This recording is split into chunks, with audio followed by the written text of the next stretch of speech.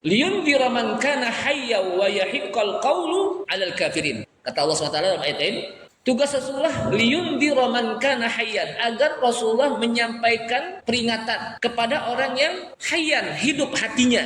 Karena ada orang yang hidup tapi hatinya mati. Kenapa disebut hidup? Karena dia bisa bernapas. Disebut mati karena hatinya mati. Jadi yang disebut di sini hidup adalah hidup hatinya, mau memahami ayat-ayat Al-Quran, memahami Islam.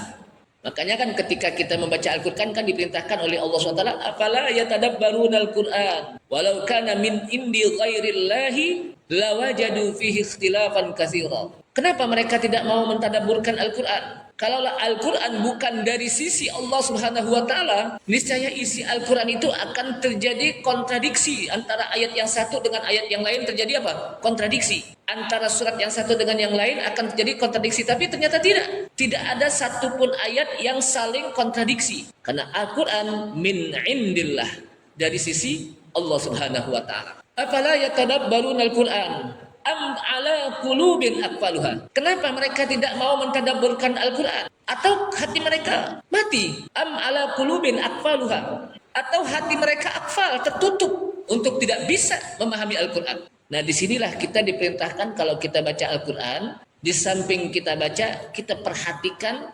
ayatan, ayat per ayat, apa yang disampaikan oleh Allah SWT. Memang ini perlu proses, karena kan kita belajar dimulai dari apa? Ngejak dulu, baru kita baca. Dimulai dari membaca bagaimana tahsinnya, tajwidnya. Kemudian setelah itu, pahami makna-maknanya.